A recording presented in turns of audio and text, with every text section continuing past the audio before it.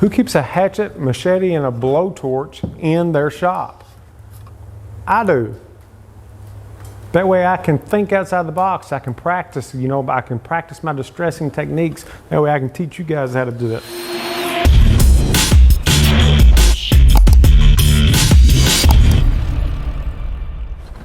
Welcome back, guys. So this video is going to be about thinking outside of the box. Okay, now I'm going to explain the significance of these two items. I'll post some videos on how to make these super simple to make. I actually made both of these in an hour and a half, and that was going from complete scratch, beginning a lot of questions about what do you mean by think outside of the box? What do you mean by creativity? I'm not a creative person, so on and so forth. So I was down here, I was sweeping the floor, I was doing whatever, but I was thinking, how can I explain how to think outside the box? How can I explain to be creative, to put your own twist to it for your next build? And then it just hit me, I can't really explain it. It's something that would be much better received if I actually gave you an example. So that's what I did. Grabbed my cell phone, just because it was spur of the moment, picked out a board, which was this, and went to work. After an hour and a half, now this was an hour and a half of just starting with a pencil on a board and sketching stuff out onto a board. I came up with two different styles. Yes, they're cutting boards. Yes, I hate making cutting boards. Why? Because everyone else is doing it. But I decided to go the opposite direction with these cutting boards. So I got to thinking, what's hot right now? Cutting boards are hot, okay? This, because I do not like making cutting boards, doesn't mean that there's not any money in it. I mean, there obviously is, or people wouldn't be making the crap out of them. Everybody likes them for decoration, things like that. But what else is hot right now? Okay, so we know one thing that's hot, cutting boards. What else is in? Farmhouse is in. Vintage is in. And these are things that are gonna be in and stay in, okay? So farmhouse is in, vintage is in, primitive, anything primitive is in. You will always have a buyer for anything. That's why we have antique shops, okay? I mean, people love primitive things, anything primitive. So I decided that I was gonna make one that was going to replicate a primitive cutting board, something that would be hand cut, irregular, used, make it look like it was 100 years old. And then I wanted to do a completely different look for this. And this, I would actually consider it a breadboard. That's what I'm going to call it. Because in my mind, and all this was just going through my mind as I was working on this piece of wood, was, okay, this would be super cool if I could make the edges look burnt, but the middle looked like that it actually had, something on it, and it was used a lot right in the center. So I started picturing like this French brick oven bakery, and came up with this. Again, I'm calling it a breadboard because I'm picturing, some dude, sticking this inside of a brick oven and pulling out a loaf of French bread, So actually it came out really cool. And again, this was on the fly. So this is what I would consider, this is my prototype. Both of these are. It took me an hour and a half to do it all. I mean, that was sketching it out onto my board, kind of thinking about it, figuring out what I'm going to do, how I'm going to distress it, how I'm going to get this look without getting too much of a burn in the middle, how I was going to be able to blend this, what type of stains to use, because these are going to be for decoration, and then getting to work. An hour and a half. If I had a template for these, let's say that these hit and these will sell, these would be more of like an Etsy type of an item. And I will make a video. I know I keep promising making videos on the different platforms to sell, how to sell on Etsy, how to sell on Marketplace. And there is a big difference on what you sell on what platform, okay? So these are going to be more Etsy type of builds. Like I said in the video that I'm about to show you, the Material itself cost me $5. It was a $5 piece of poplar. You can make this out of pine, you can make this out of just whatever, because it's actually the distressing technique that is going to give it that look. Okay, so you can make it out of oak, you can make it out of whatever that you would like, but what you're selling is the look. It's not the wood. I mean, this is the back. That's your poplar front.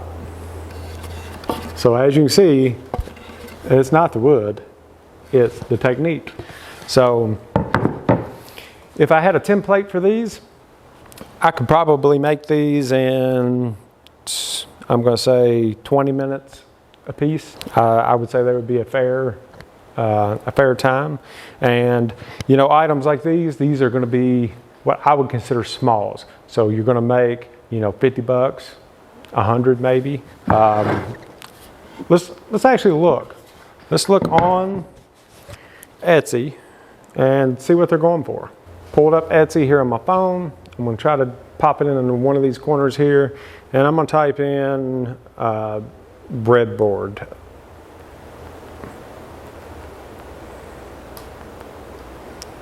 Okay, and let's see what pulls up. Okay, so some cool ideas here, but look at these prices. Okay, yeah, see, so I mean, these are some different ideas for some vintage breadboards. Hey, here's actually one similar to what I just made. All kinds, $199. Some of these are $20, but these that are $20, let's just say like this one, what they have done, the reason why it's $20 and free shipping is because they have sized these. They're tiny, they're very cheaply made. You can make one of those in about 5 minutes, and they will actually fit into a flat rate shipping box. So they've done all this. They know that they have like a couple bucks in material, no time in it, drop them in a flat rate shipping box, pump it out, $20. Let's go back up to that first one that was similar. Okay, it's a set of 3, but a set of 3, look, that's $214 with a stand, $184. Let's just go with the big one. Okay, again, they're not the same. Those are made out of oak, but that was the only one that popped up that had this look. Okay, and I'm sure they're not this long. So out of that one piece of wood, I could have made a set of 3. I could have made this set out of that one piece of wood, and that set for a set of 3 is $184. Well, let's look at primitive cutting board.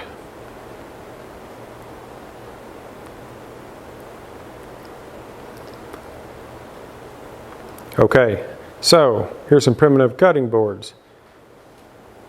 I mean, look at these. See, everyone loves primitive. All right, I'm just going to click in just to give you an example. Let's just do these ones that say $64. All right, select style, it's gone. Board 2 is the only one that's left, and it's $73. Look at that. I mean, that is as simple as it gets, but it is the distressing techniques. These are not real primitive cutting boards. This is cheap wood that someone has made to look primitive. So, yes, I took a different approach.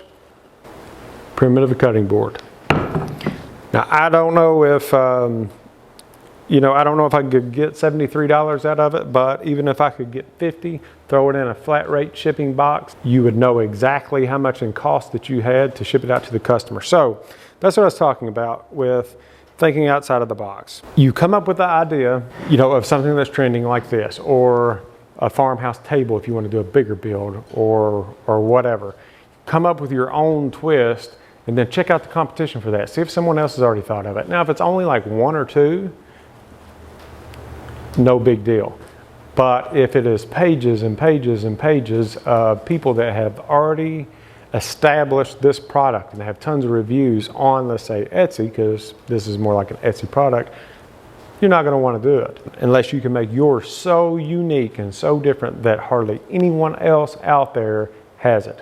So this is just the prime example. Let's get this video rolling, because if not, I'm just going to keep on talking. So here goes. What's up, guys? So how about we run a test? Remember how I told you to think outside of the box, take something that's hot and what's in and change it up completely? Well, as much as I do not like making cutting boards, that's what we're going to do. I'm going to take this piece of poplar. This board actually cost me $5 because it was warped and, you know, really not all very good shape.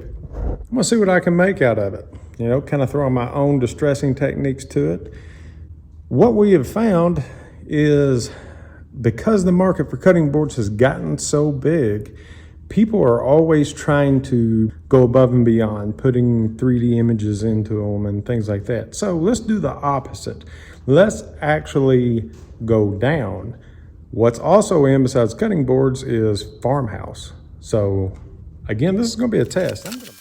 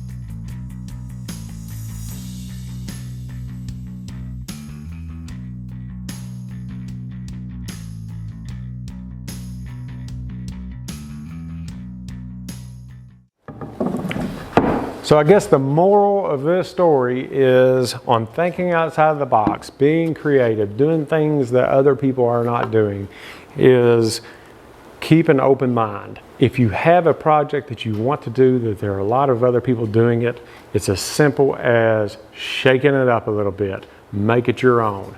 And this is proof. You do not have to have all the fancy equipment. You do not have to have all the fancy tools to succeed. That's all you have to do, is have a little bit of imagination and practice, play. Who keeps a hatchet, machete, and a blowtorch in their shop? I do.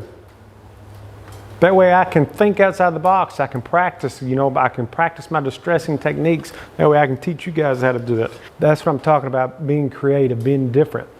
Most people will not take the time to do it, to put the detail into it. And really, once you get used to it, the detail is the easiest part to put into it. You will see something, and then all of a sudden you'll start seeing other things, more creative things. You'll start seeing your own twist. Well, that would look super cool if this was on it, or that would look super cool if it had a little burnt edge around the side.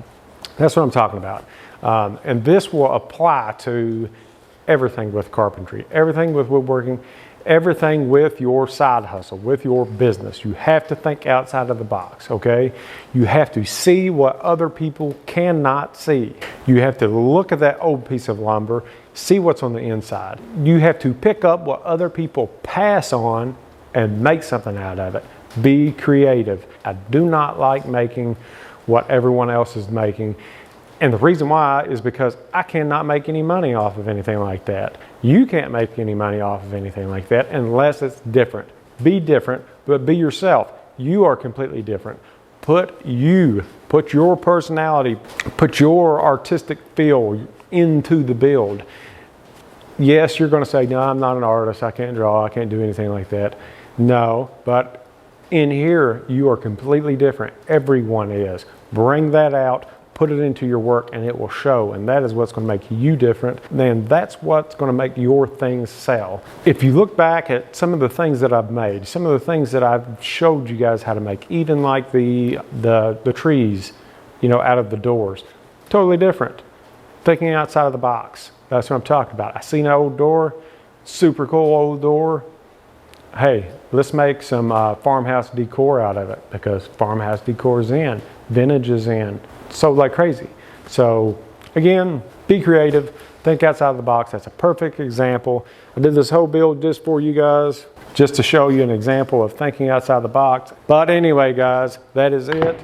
Thanks for watching. If you've enjoyed this video, make sure to smash that subscribe button. I just wanted to show you guys an example of thinking outside the box, how to be creative, how to make something your own, how to take a hot idea and make it hotter. Okay, you do not always have to improve on an idea.